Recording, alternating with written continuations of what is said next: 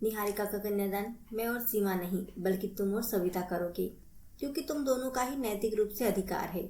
सागर के ये कहते ही समर ने उसकी ओर आश्चर्य से देखा और हड़बड़ाते हुए बोला, ये आप क्या कह रहे हैं भाई साहब?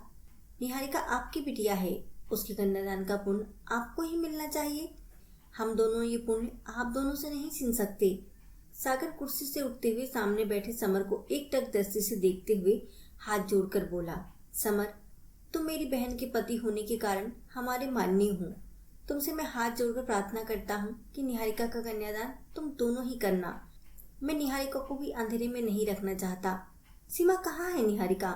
उसे यहीं बुलाओ। सागर के ये कहते ही सीमा ने निहारिका को आवाज लगाई। निहारिका के आई माँ प्रत्युत्तर को सुनकर सविता, समर, सीमा और सागर उसके आने का इंतजार करने लगे। निहारिका के स्वागत कक्ष में प्रवेश करते ही चारों एक दूसरे के चेहरे ताकने लगे। निहारिका ने सबको चुप देखकर मुस्कुराते हुए कहा, अरे भाई, इस कमरे में तो कर्फ्यू लगा है और मुझे बताया भी नहीं गया।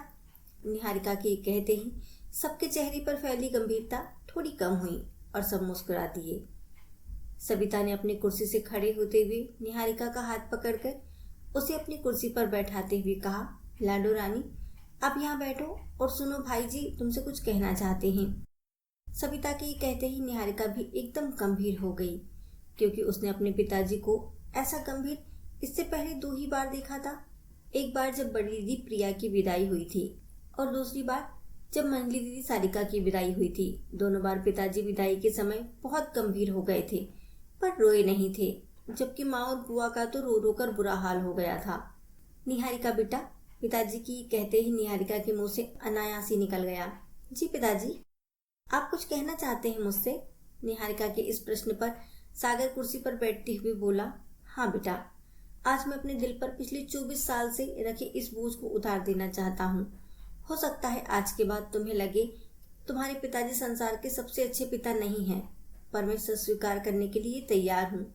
बात तब की है जब मेरी 2 बेटियों का जन्म हो चुका था और तुम अपनी माँ के गर्भ में जा चुकी थी। मैं 2 बेटियों के होने से पहले ही निराश था। सबने कहा था, पता कर लो सीमा के गर्भ में बेटा है या बेटी, अगर बेटी हो तो गर्भ की सफाई करा दो। मैंने तुम्हारी माँ के सामने ये प्रस्ताव रखा तो उसने मेरे पैर पकड़ लिए और वो इसके लिए तैयार नहीं हुई थी, पर मुझ पर बेटा पाने का जुनून था। मैंने तुम्हारी माँ से साफ साफ कह दिया था, यदि टेस्ट को वो तैयार ना हो तो अपना सामान बांधकर घर से निकल जाए। तुम्हारी माँ मेरे दबाव में नहीं आई। ये देखकर मैं और भी बड़ा शैतान बन गया और एक रात मैंने प्रिया और सारिका सहित तुम्हारी माँ को धक्का देकर घर से बाहर निकाल दिया। तुम्हारी माँ दर्द में कराहती हुई घंटों किवाड़ पीटती रही, पर मैंने नहीं खोला। ये तुम्हारी दीदियों को लेकर मायके गई, पर वहाँ भाई भाभी ने सहारा देने से मना कर दिया और कानपुर सविता और समर को इस सारे कांड की जानकारी फोन पर दे दी तुम्हारे मामा जी ने। सविता और समर जी यहाँ पहुंचे। सविता ने तब पहली बार मेरे आगे मुंह खोला था। उसने दृढ़ स्वर में कहा था, भाई जी भाभी के साथ आपने ठीक नहीं किया। मेरी भी 3 बेटियां हैं। यदि मुझे इसी तरह धक्का देकर घर से निकाल देते तब मैं कहाँ जाती और आप क्या करते? ये 2 बेटियों के होने पर ही संतुष्ट थे। मेरी ही जिद थी कि एक बेटा और होना चाहिए, तभी तीसरे बच्चे के लिए तैयार हुए। अब सबसे ज्यादा प्यार ये तीसरी बेटी से ही करते हैं और आपने इस डर से कि तीसरा बच्चा बेटी ना हो जाए भाभी को फूल जैसी बेटियों के साथ रात में घर से धक्के मारकर निकाल दिया। पर अभी इन बच्चियों के बुआ फूफा नहीं मरे हैं। मैं लेकर जाऊंगी भाभी को बच्चियों के साथ अपने घर। अब भाई जी ये भूल जाना कि आपकी कोई बहन भी है। मैं जानता था कि सविता मेरे सामने इतना इसलिए बोल पाई थी क्योंकि उसे समर का समर्थन प्राप्त था। मैंने गुस्से में कहा था, जाओ तुम निकल जाओ। सविता ने अपना कहा निभाया और तुम्हारी माँ और दीदियों को कानपुर ले गई। वहीं कानपुर में तुम्हारा जन्म हुआ। यहाँ मेरठ में मेरा तबादला भी कानपुर हो गया।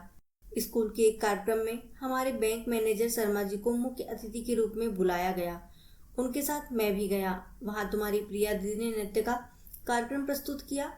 प्रिया की नजर जैसे ही मंच से मुझ पर पड़ी तो वो नृत्य छोड़कर दौड़कर मेरे पास आकर मुझसे लिपट गई।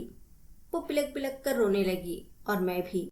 मेरी सारी हैवानियत को प्रिया के निश्चल प्रेम ने पल भर में धो डाला। मैनेजर साहब को जब सारी स्थिति का पता चला तो उन्होंने बीच में पड़कर सारा मामला सुलझा दिया।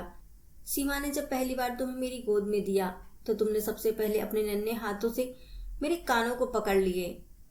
शायद तुम मुझे डांट पिला रही थी। सविता, समर व सीमा ने ये निश्चय किया कि इस घटना का जिक्र परिवार में बच्चों के सामने कभी नहीं होगा, पर उस दिन से आज तक मुझे यही भय लग रहा था कि कहीं तुम्हें अन्य कोई ये ना बता दे कि मैं तुम्हें कोख में ही मार डालना चाहता था।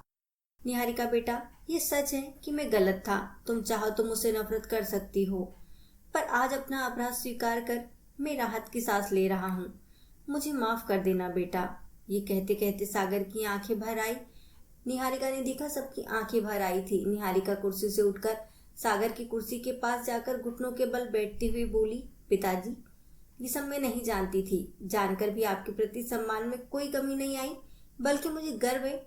मेरे पिताजी में सच को स्वीकार करने की शक्ति है। मेरे लिए तो आज भी आप मेरे पिता ही हैं, जो बैंक से लौटते समय मेरी पसंद की टॉफियां अपनी पेंट की जेब में भरकर लाते थे और दोनों दीदियों से बचाकर 2-4 टॉफी मुझे हमेशा ज्यादा ही देते थे। और मैं भी पिताजी आपकी वही निहारिका हूँ जो चुपके से आपके कोट की जेब से सिक्के चुरा लिया करती थी।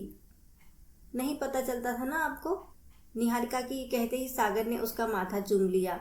समर भी ये देखकर मुस्कुराकर बोला, अब निहारिका तुम ही निर्णय करो कि तुम्हारा कन्यादान मैं या सविता करे या तुम्हारे माता पिताजी। निहारिका लजाते हुए बोली, फूफा जी, या आप दोनों ही जाने। ये कहकर वो शर्माती हुई वहां से चली गई। समर ने सागर के कंधों पर हाथ रखते हुए कहा, कन्यादान भाई साहब आप ही करेंगे, और अब तो आपने अपने हर अपराध का प्रायश्चित भी कर लिया। समर के ये कहने पर सागर ने सीमा व सविता की ओर देखा। उन दोनों की सहमति पर सागर ने लंबी सांस लेकर सहमति से सिर हिला दिया।